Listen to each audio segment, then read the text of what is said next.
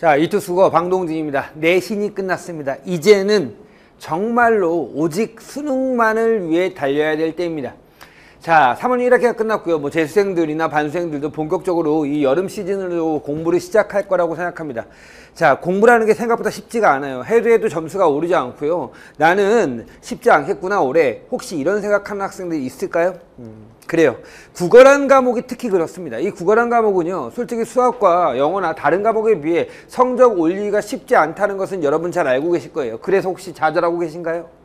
자, 선생님이 오늘 소개해 드릴 것은 선생님 학생 중에서 수강욱을 하나 소개해 드리려고 해요. 문제는 이 수강욱이 보기 아유 그거는 쟤니까 그런 거 아니야 라고 한다면 할 말이 없고요. 여러분이 이 이야기를 듣고 나서 이 학생의 이야기를 듣고 나서 여러분도 한번 해보겠다라는 마음가짐을 가졌으면 좋겠습니다. 불굴의 의지, 그것만이 희망을 만들 수 있다는 거 다시 한번 강조하고 볼까요?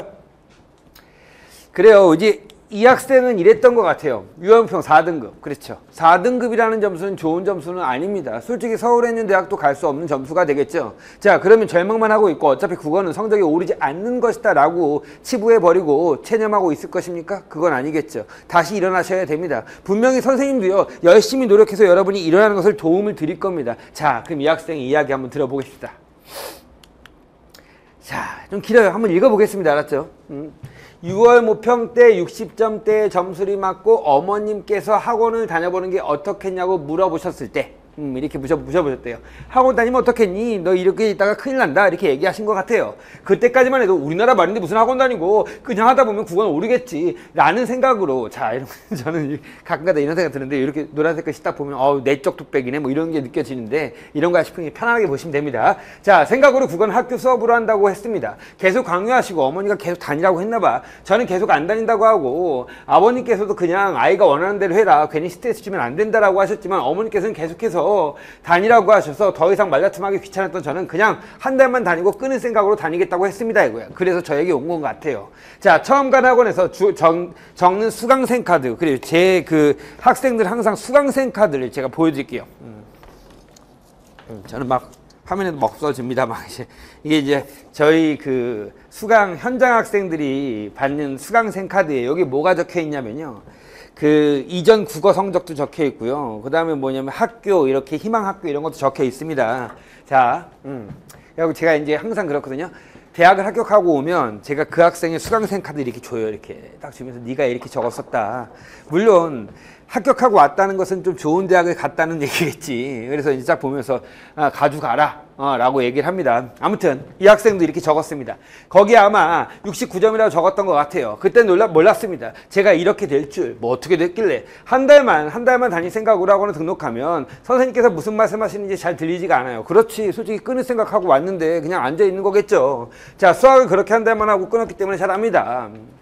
그런데 방동희 선생님의 스윗한 목소리와, 제가 목소리가 스윗한지 모르겠지만 아무튼 날카로운 개념 강의가 그 장벽을 뚫더라고요. 자, 그렇게 몇 주 다니다가 정신 차려보니 어느새 외워도 열심히 외우고, 저의 이제 단어장이죠, 숙제도 엄청 성실하게 해가는 학생이 되어 있더라고요. 맞습니다. 제 그 수강생들 중에서 그 숙제, 기출숙제를 항상 제가 내는데 그때마다 제가 이제 1등, 2등, 3등 이렇게 해갖고 상품도 줍니다. 문상을 주죠. 여러분도 아마 그 제 카페에 가보면 기출 분석한 게 보이실 거예요. 그거 한번 보시기 바라고요. 자, 그렇게 약 2달 다니고 9평대 70점대 후반인가 80점대 초반의 점수를 맞았습니다. 국어라는 과목에서 80점대를 목표로 하던 저는 솔직히 기뻤습니다. 이 꿈이 되게 낮았네요. 80점대를 목표로 했대요. 한 번도 80점을 맞지 못했던 자신이 80점 비스무리한 점수를 맞았다니요. 꿈만 같았습니다. 그때부터 그냥 저의 머릿속에는 국어는 방동진이다 라는 개념이 생겼고, 어느새 친구들에게 강의 유저를 보여주면서 조그마한 마케팅 아닌 마케팅도 했어요. 그렇죠. 제 수강생들 그런 거 하셔야 돼요. 자, 보시면 댓글 알바 아닙니다. 자, 보실게요. 그렇게 방쌤의 강의를 듣다 보니 어느새 모의고사에서 80점 밑으로 떨어지지 않게 되는 수준까지 도달했습니다. 숙제인 기분만점 오답 노트, 선생님이 가장 중시하는 기출분석 숙제죠. 매우 성실하고 열심히 필기하고 하다 보니 어느새 국어에 자신감이 넘쳐나는 학생으로 되었더라고요. 학교 국어쌤도 성적이 많이 올랐다면서 칭찬해 주시기도 했습니다. 자, 그랬군요. 자, 그런 반복적인, 고3은 다 그래요. 이 친구 되게 철학적인 것 같아. 반복의 반복이에요. 맞아. 고3이 그런 게 아니고 인생이 그런데.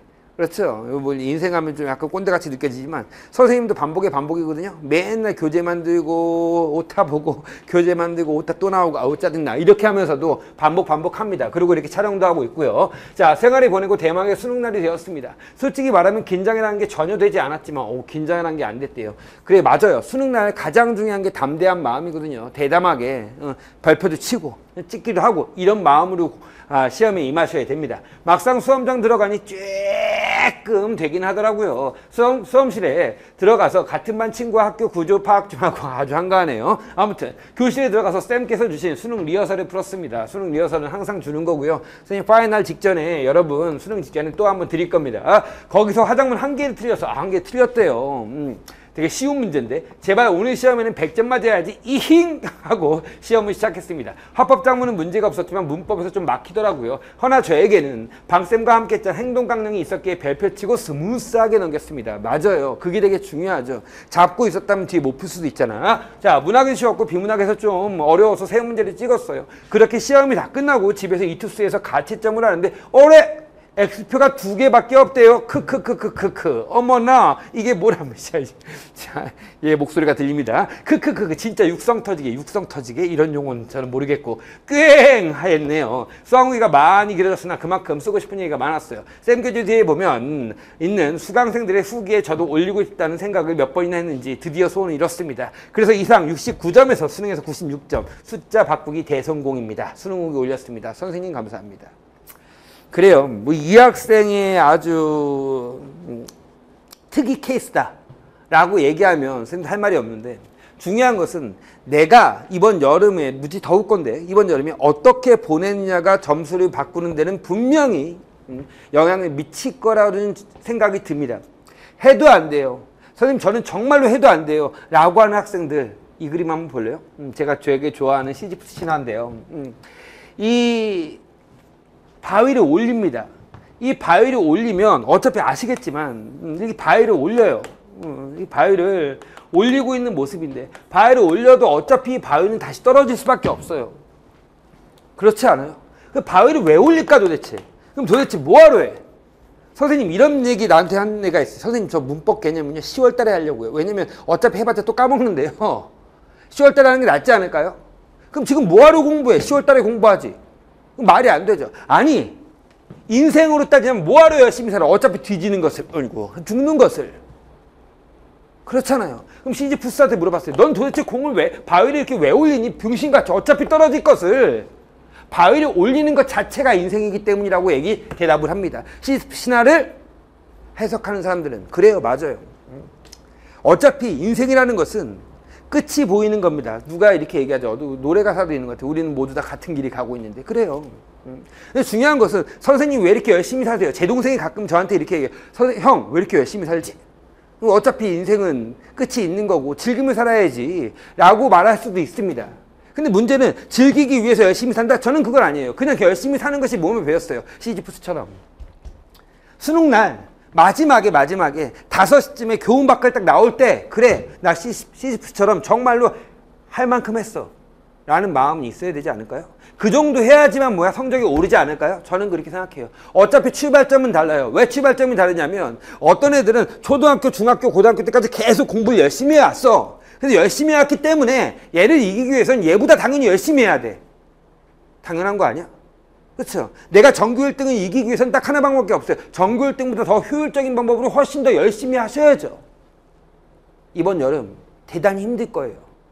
그리고 끝이 보이지 않는 막막함이 있을 겁니다. 9월 모평에서 빛이 조금은 보여야 되고요. 그리고 수능위에서 뭐냐면 빛이 화려하게 우리에게 와줘야 합니다. 그러기 위해서는 시지프처럼 묵묵히 열심히 노력하는 여러분의 모습이 있었으면 좋겠습니다. 그렇게 되면 당연히 여러분도 희망이라는 단어를 가슴에 새길 수 있을 것이고 69에서 96위와 같은 기적적인 성적 향상도 있을 수 있을 거라고 저는 믿습니다.